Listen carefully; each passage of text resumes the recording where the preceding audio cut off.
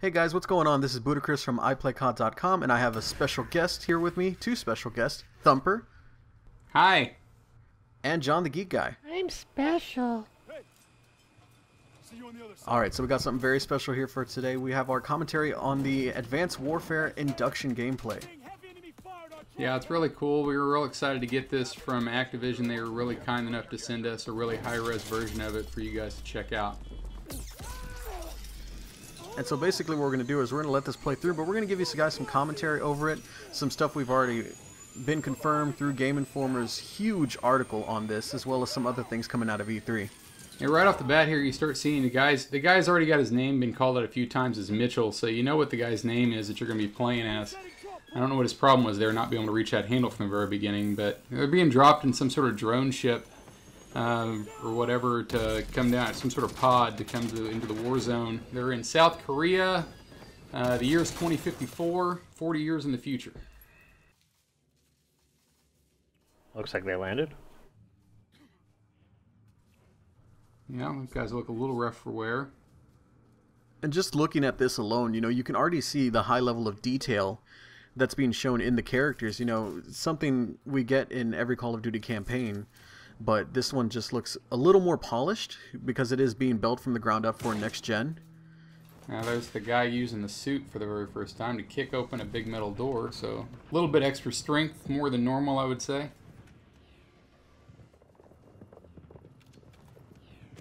I do find the graphics just look super sharp.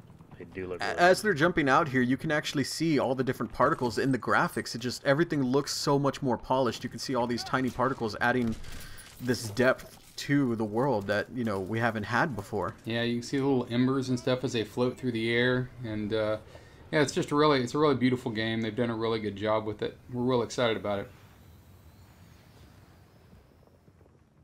Okay, so now we get our first look at the weaponry for this. This is one of the assault rifles that we'll have in the game.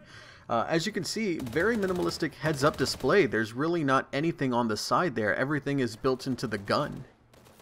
Did you guys see how small those hit markers were on that gun? Yeah, I noticed they're pretty tiny. Also, I've also timed it right there. The reload on that gun right there was about 2 to 2.5 seconds, really fast. And now we get to see them using the suit a little bit more, as you can see with a little bit of a jetpack here. And you can see the gauge on the side kind of gives it a little bit, you know, balance to where you're not just constantly flying around with it. It'll be interesting to see if that makes its way into multiplayer as well. Yeah, it's nice to have that fuel gauge on the side so they can't be abused too much or you can't be overpowered with it. That'd be nice. It's something we're all a little bit worried about, especially in multiplayer. I know everybody's a little freaked out about it. Now here we get to see a little bit of the war-torn Korea. Oh, there's the big mech right there. The big, what'd you say? It was like a rhino or something, the big guy?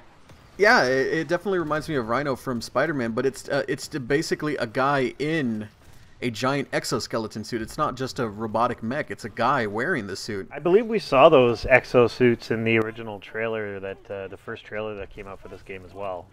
Yeah, I remember Yeah. that.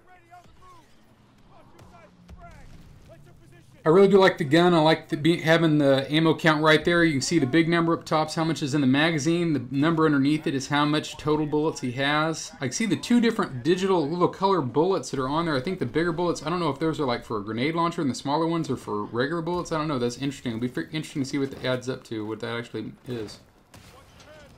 Oh. And here we see our first piece of artillery weaponry. You can see looks like a spider tank of some sorts carrying a missile silo almost. A couple of guys doing some boost jumps over the top of you there. Now, what do you think of that time to kill there? I don't know, and it normally varies between campaign and multiplayer, so as far as multiplayer, it's going to be a little hard to tell right now. Look at that. See, there's no mag swap whenever they do reloads either. All they do is crank on that handle. Because it's particle weaponry, right? It's not actual rounds of ammunition in there. I'm not really sure on this particular gun. I know they have different guns do different things, so it'll be interesting to see which ones do which. I mean, oh, they've actually called out the warning for the swarm now. Look, there's the swarm coming. Now, this looks creepy. Like, I know they're ducking for cover, but I'm not even really sure what's controlling those or if they're scouting for people. They definitely reminded us of the scarabs in Egypt, like you've seen the movies when they have all the scarabs just coming out at you. And of course, you saw the guy rip off the car door there with his bare hands. Using it as a riot shield. That's pretty awesome. You see this? I've never seen that before. It says, "In the interest of time." Oh man, I hope that's in the game. Oh, there's our smart grenades. Very beginning right there. Lights up. Lights up Now all the that's characters. that's something a lot of people are talking about. Look at the radius on that thing. The time. Look how much it lights up. Lasts a long time too. Yeah, and it's still going. Look at that shotgun. Man, that thing's... It doesn't even look like a regular shotgun. It looks like it's just shooting sound waves at people. This is kind of neat. The shield that, as soon as you aim down sights, it allows you to shoot. And when it pops up, it lets you see it highlights the bad guys for you. This looks like an energy weapon he's using. Yeah, It definitely You does. can see the ground's on fire where he shoots behind it too. So it's an actual. It's got to be a laser gun. Oh, here's the smart grenades. Yeah, you could actually see the name of the grenade cycle when he was selecting them. Yep, that guy didn't have flak jacket on. I wonder if those will make an appearance in multiplayer. See, that's the thing. Some of these things we're seeing, like the shield, the grenade to highlight everybody. Some of those things you just kind of know wouldn't make it into multiplayer. Yeah. Oh no! I cry. Oh my goodness. Every time I cry. Oh. Yeah.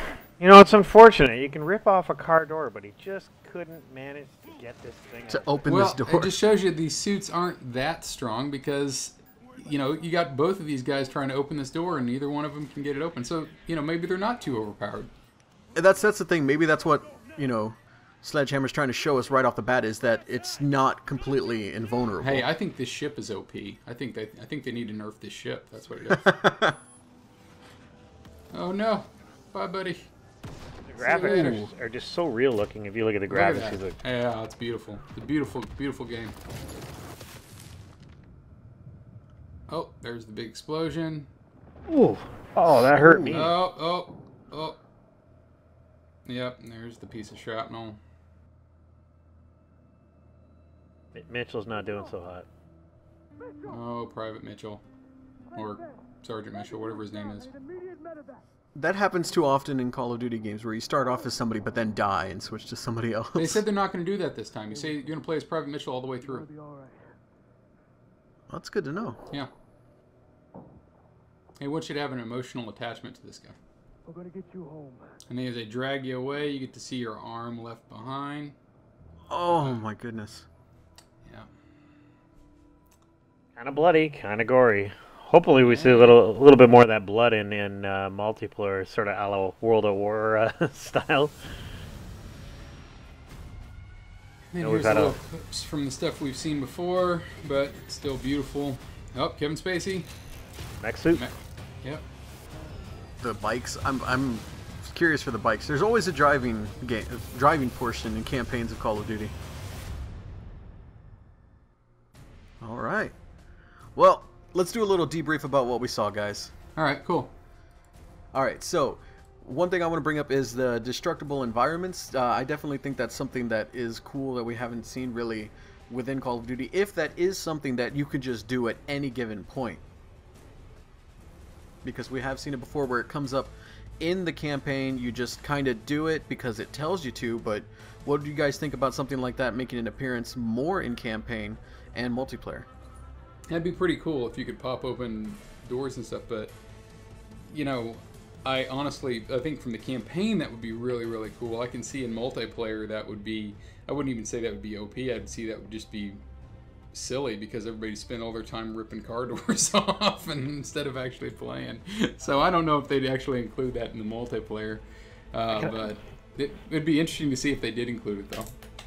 I can imagine the logistics of coding that into multiplayer, to allow people to rip off car doors or whatever else could probably be just so extensive it would almost take away from other aspects of the game too. Yeah. I did notice that we were at this beginning of this we were playing as the U.S. Marines. That's kind of interesting because I know that I guess the enemies in this are the private military forces that we're playing against. Do you guys have any opinions on that? Do you think that's cool? Do you think it's interesting to not be fighting against a specific nation or anything like that? I think it's a nice change of pace. I think it's nice to not have any kind of dedicated to one cause type of enemy that are fighting for, you know, against America or for the motherland, things like that. You know, it gives kind of a different perspective. These guys are just, all they want is money. They're working. It's their job to come over here and do this because they're getting paid. So we'll see how that works out. I think Kevin Spacey wants power. I can't wait to play the game though. I want to see what everything's about. Yeah, Kevin Spacey. Yeah, I hope they include his multiplayer skin in the game, at least, if not initially, later on, because I just want to play as him and run around saying I am Kaiser Sose and just shooting people in the face. That'd be awesome. Anyway, that would be amazing. Showing my age there a little bit. That's an old movie. Let's see. What else?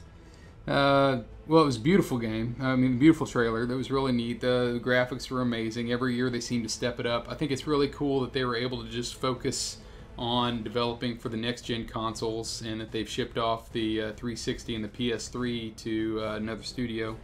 So it enabled them to be able to focus on that. I really think that was pretty evident in what we got to see in that trailer.